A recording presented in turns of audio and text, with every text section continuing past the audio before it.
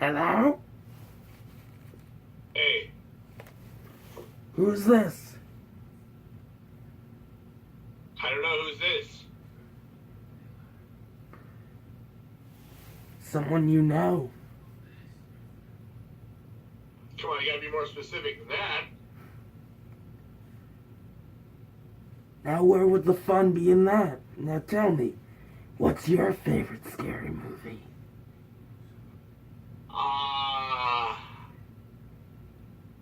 Well, one of them would be Scream from 1996. If you guys haven't gotten it yet, we are doing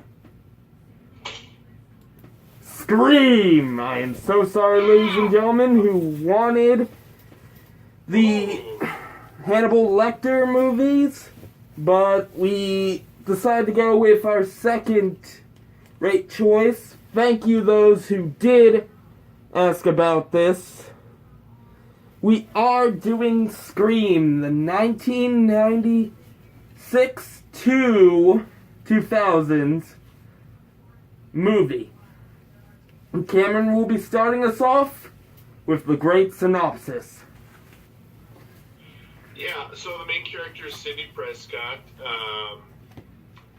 but we aren't first introduced to her. We're first introduced to Drew Barrymore's Casey, who is in classic horror movie fashion by herself. This pretty young teenage girl, home alone, and she gets a strange phone call, and it becomes menacing. And it's a beautiful, beautiful, iconic horror scene that will go down in history as one of the greatest shot horror scenes, or openings at least. But then we meet a group of teenagers, the main being Sidney Prescott, played by Neve Campbell, and they're trying to figure out, what is at the root of these murders. And there's also the press, personified by Gail Weathers, and who's played by Courtney Cox. And I am not describing the movie very well at all. It's actually a straightforward narrative, and it's really just about a group of teenagers who are being stalked by a killer or killers that start off with menacing phone calls and then leading up to murdering them. Right, and before I get to the facts, I think it's time to reveal the killer. What? No. Ladies and gentlemen, if you haven't figured out this yet, we will be doing this exact something similar for each movie each week. And we will be including the, I believe it was 2015 TV series Scream, which I have to hunt down a mask for, which I'm hoping isn't that hard. But let's get down to the info. It was directed by Wes Craven, one of the greats who sadly died in 2016. Am I right? I believe so. He signed on to produce the first season of the MTV show, and then I think before it aired, he passed away. So, yeah. Right. Amen to you, Wes Craven.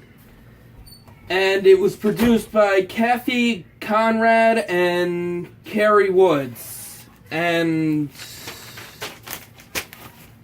it was written by Kevin Williamson, which, fun fact, Kevin actually wasn't going to turn this into a movie. He really was just writing this so he could have something to produce so he could pay his bills. Yeah. And originally it was supposed to be called Scary Movie, which we all know what happened there. It became Scream. And turns out the whole movie was supposed to be a lot gorier until it came into the hands of the production. Music is done by Marco Beltrami. And the film locations are Glen Ellen, California, Healdsburg, California, Santa Rosa, California, Sonoma, California, and Tamales, California. Yeah, a quick note about your mention of a gorier version of Scream. I forgot, I saw a video a long time ago on YouTube that there is a version of Scream out there that includes some of the deleted scenes. Like, for instance, we're going into spoiler territory now, folks. In the very beginning, Steve gets disemboweled. He gets, his stomach cut open. And that scene was shot a lot gorier with the guts actually falling out.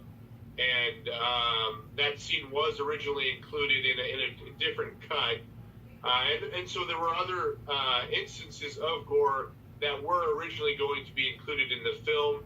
I think there's like a German cut, or there's a country that produced like an illegal version of it, that wasn't, endorsed by Craven, or, was never officially released. But those scenes are out there that you can probably find. So just going to your notion that they definitely did want originally a gorier approach. And plus, this movie is basically, this whole film series is supposed to be an anthology series based on the past horror movies, and it was, but I'll get to that after the characters and after the kills. Roger Lee Jackson is the voice of Ghostface. Nev Campbell, as he already said, is Sidney Prescott. David Arquette is Dewey Riley. Courtney Cox is Gail Weathers. Skeet Ulrich is Billy Loomis. Matthew Lillard is Stu Matcher. Jamie Kennedy is Randy Meeks. Drew Barrymore is Casey Becker. And on to the kill stats. I want to call it kill count. Great cast, by the way. Before I get into the stats really quickly, each character, was entertaining and interesting to watch for the most part. Tatum, the friend to Sydney, she was kind of quirky. They all had like personality traits that just made them a lot more entertaining than your standard slasher fare. But all right, on to slasher stats. There are a total of 7 kills in the film. That includes the killing of the killers. There is first a disembowelment. There is a stabbing and then hanging. There is a stabbing. There is 2 head crushes. One of them is by a garage door, and the other one is by a television. There is 1 throat slit. There is 1 headshot by gun. And then this doesn't count, but there is a staged killing. So there's a total of 7 actual kills. On to the non-kill stats. There are approximately 15 stabbing motions, or stabs, or penetrations, however you want to put it. Approximately 15. There are 3 menacing phone calls, and there are 3 gunshots. And on to the favorite kills. Mine, personally? And I almost put this as the funniest, but look, it's Stu on TV! Yes. Yes, my God, that was really funny. I mean, you know what, I can't do it without the mask. It just feels so stupid just talking without it. But I love basically the part where just, I always had a thing for you, Sid. In your dreams. Wham! Just, TV falls, and for a minute there, I almost felt like I heard the actor say, ouch, at one point. Yeah. I'm not sure it was ouch. It was a really fitting death for his character because Stu is one of the highlights of the film for me. You know, like I said, I really like all the characters. They all have a certain personality that they bring. Randy and Stu are definitely the comedic elements of the film, and I just found Stu charming, even though he was a bad guy. There's one part just before the kill that you mentioned that's like one of my favorite funny moments of the film, and that's where Stu is bleeding to death on the phone with Cindy. And he said, "Did you really call the police?" And she goes, "You bet your ass I did." He goes, "My parents are gonna kill me." I love that because you rarely see killers like break down and like, you know, it's a very human emotion, and it was hilarious too. Well, you gotta remember, these are teenagers. Yeah. So. What about yours? Your favorite? I definitely love Stu's kill. I also thought, I don't know how practical it is, but Tatum's death was, you know, really interesting. I don't know. I don't think a garage door could really do that, but the fact that they tried to, you know, they didn't do all the kills just a conventional stab. You know, they tried to shake things up a little bit. I like the creativity of using the garage door to hang her / press her head. Right, and plus, if you think about it, it's actually... A garage door was not made to hold that kind of weight. Yeah. Plus, she was really stupid going through the dog door of anything. I mean, break the windows instead of getting electrocuted, plus crushed, and hung. It is interesting that, you know, she's Stu's girlfriend. She gets her head crushed, and Stu dies by head crush as well. So there's a parallel. I found that kind of interesting. Yeah, and you know what my least favorite kill is? Principal Hembry. He gets stabbed, and then off screen, he gets hung from a goalpost, and all we hear, we don't hear it until close to the end, the phone call. Oh my god, are you sure? Are you sure? What? Principal Hembry was just murdered, and now he's being hung up by a goalpost. Woohoo! Let's go check it out! Leaving Stu alone in the house. Not Stu, leaving... Randy. Right, Randy in the house. And... yeah, just, I hate those off-screen kills, but then that would have been a great sight. I mean, it's similar to what Casey Becker had coming to her, but... God. I'm so pissed we missed it. And funniest kill? Tatum's failed escape. Which you already basically said was your favorite, but I don't know, I couldn't put it as my favorite, but it is funny as hell just watching it. Watching the fail, watching the door come up, her just trying to fight the killer with a few beer bottles, and then that whole scene before it. Oh, don't kill me, Mr. Ghostface. I want to be in the sequel. Yeah, she basically sealed her fate right there by saying that. Right, now, on to the facts. This was the one horror movie that it was believed to have revived the horror genre in the 1990s. It was inspired by a very gruesome murder spree called the Gainesville, Florida Ripper, who raped and killed 5 college students and almost killed his own father. Oh, wow. And it was originally called Scary Movie. And little trivia from me. My favorite line, honestly, is to see what your insides look like. Yeah. I mean, you never hear a killer speak on the phone just that creepily. I mean, yeah, we get that whole big thing with Freddy in the first Nightmare on Elm Street, but just this. And plus, a little hidden note in that movie. Well, not really hidden, but we get a movie cameo by Halloween, which you can watch in the back, on the TV screen. Yeah, there were quite a few Easter eggs or nods to other films. There's a janitor that's named Freddy that's dressed like... I'm about to get to that. Oh. What what else did you notice? I couldn't really see anything else.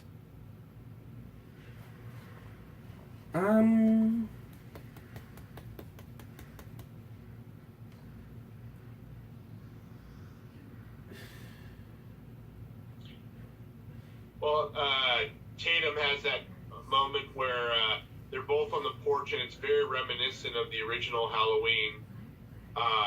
And she goes, "Oh, Cindy, you're starting to sound like one of those Wes Carpenter films, which is a mixture of Wes Craven's name and John Carpenter's name." Right. And I think that whole Ghostface hiding in the background was a bit reminiscent of Halloween, too. Yes. I'm sorry, guys. It's hard not to keep this mask on, but we had some great music used, like my favorite playlist on, if you guys haven't heard of it, my horror movie best songs in horror movies. You guys can go check that out on our channel. But Don't Fear the Reaper, we got that for a bit. Whisper to a Scream, which this song I cannot stop listening to, ever. School's Out, and Youth of America. Yeah. And, as Cameron was saying before, we got a cameo by Wes Craven as Freddy the Janitor. Very reminiscent of the original Freddy Krueger. Yeah, the hat and the striped shirt. You dumb little shits! I'm gonna get you! What was that? Oh, nothing, Fred. Just... Even the name. I mean, they were literally... Wes Craven... Were you trying to be so dead on with our favorite killer? Well, in the opening scene, the trivia is about Friday the 13th. There's quite a lot of horror, nods in the film. If not, they mention Prom Night. They show Halloween. They mention A Nightmare on Elm Street. They mention, they had a little trivia on the Friday the 13th series, which caused Steve to die. If you guys haven't seen the movie, I am so sorry I spoiled that for you. And honestly, this is the first movie with two killers, from what we've seen.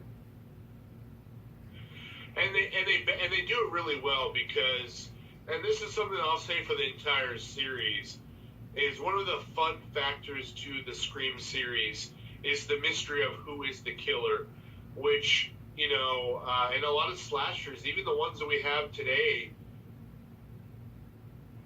it's not as built up, it's not as much of a mainstay to the film, but I'll say even up until the fourth film, you never really know, for a surety who the killer is till it's revealed. Billy in this first film, after rewatching it for the the umpteenth time, I kind of saw it coming. But Stu's involvement, I didn't, that came out of left field for sure. And then we'll go into the other killers and the reveals of the other killers in our other reviews. But the mystery of who the killers are is really a great part of the films. Yeah, and even the second time I saw it, I mean, this is like the third or fourth time, or fifth, it got a little stale trying to figure out who the killer is because we already know, because we've already seen it, but the first and second time, it was still a bit of a mystery to me, and I love looking back at each film and looking for the connections. Yeah. But back to the trivia. I love the call line on the front of every cover of this movie. Someone has taken their love of scary movies one step too far.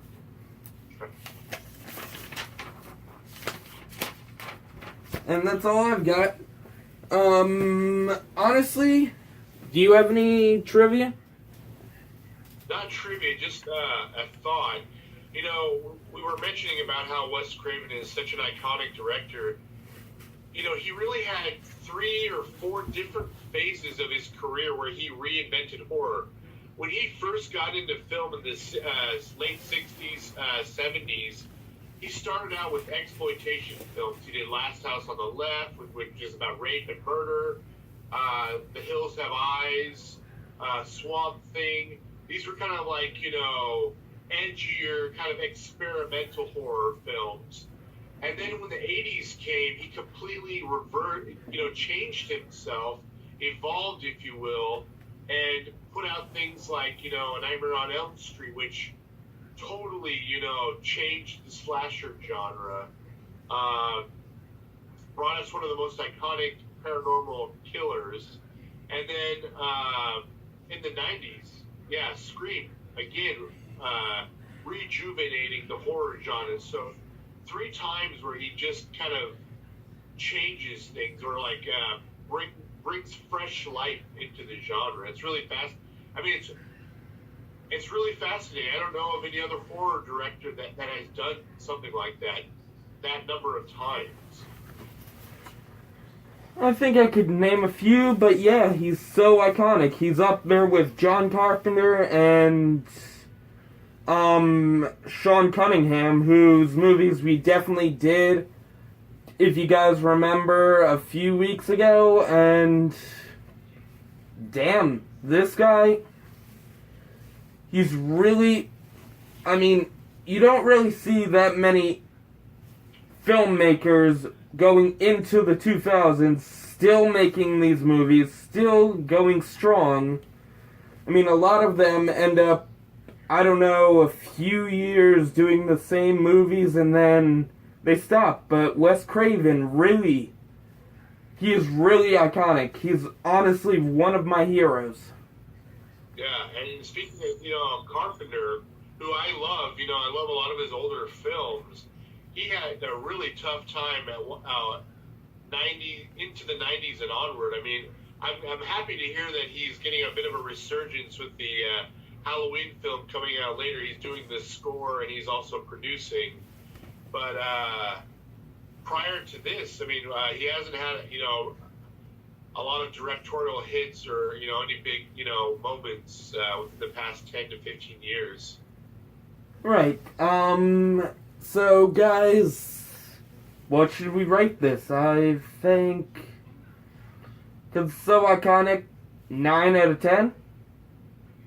Yeah, for sure. I mean, as I mentioned, the opening scene is just brilliant. It's well shot, and it rejuvenated not only the slasher genre, but got people interested in horror again. I don't think we would have films like Cabin in the Woods or Tucker and Dale versus Evil without these type of films that, this film kind of brought into, like, hey, it's okay to bring in humor and even parody into the horror genre. You can still have scares and tension as well as like kind of poking fun at the genre as well. Right.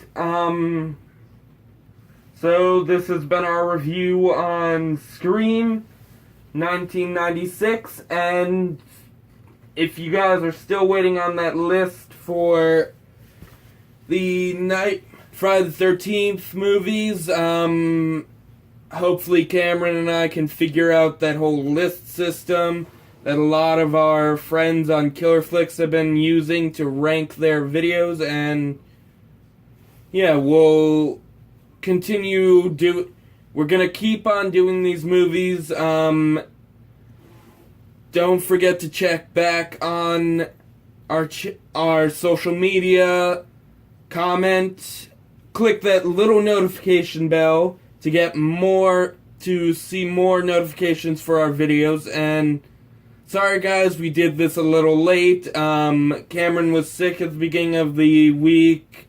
I fell asleep. Cameron was still feeling a bit sick, so we're doing it on Thursday, and we hope you enjoyed this, and we'll see you guys next week with Scream 2. And I got some words. Oh. Go ahead. Oh. Watch a few movies, take a few notes. It was fun. And guys, remember, don't have sex, don't drink, and do not say, "I'll be right back," 'cause you won't. And good night, everybody. And remember,